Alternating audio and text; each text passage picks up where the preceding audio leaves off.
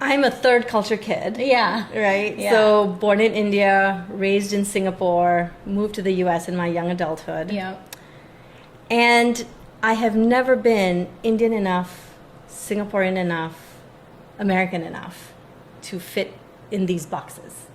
Welcome to Syncreate, a show where we explore the intersections between creativity, psychology, and spirituality. My guest today is Sharanya Rao. She's a coaching colleague of mine. We actually met back in 2013, did our coach training together, and have been colleagues ever since. In your bio, you describe yourself as a global citizen, and you've lived all over the world. And I'm just curious how these experiences have shaped your perspective in both your creative and professional work. I'm a third culture kid. Yeah. Right? Yeah. So born in India, raised in Singapore, moved to the US in my young adulthood. Yeah. And I have never been Indian enough, Singaporean enough, American enough to fit in these boxes. And I have spent a lifetime of being an outsider. And that has always sparked in me, inspired in me curiosity on how do people connect? How do they find common ground? What do people say and do, and how do they do it differently in order to connect? Yeah. I think what struck me was learning about limiting beliefs. Yeah. Right? And how sometimes culture can inform your limiting beliefs.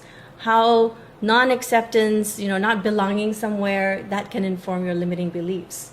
And, I had to do some inner work, right, to unpack that for myself. Sure. So that I can then be with clients, especially, people of color, women leaders, to help them unpack theirs. Yeah. Right.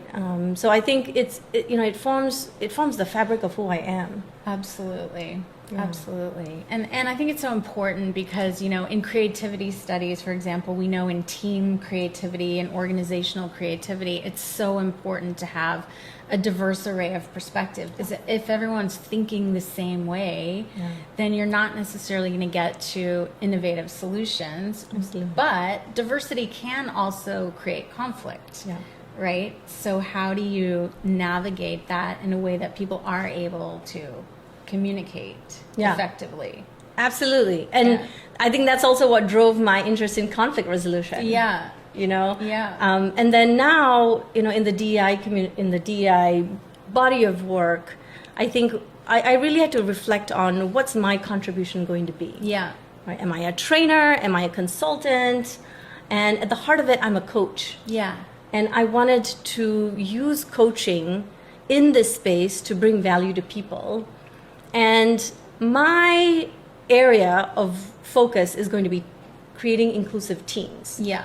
Because, you talked about that, like when there is that psychological safety in a team, that's when you're going to see people perform to their fullest.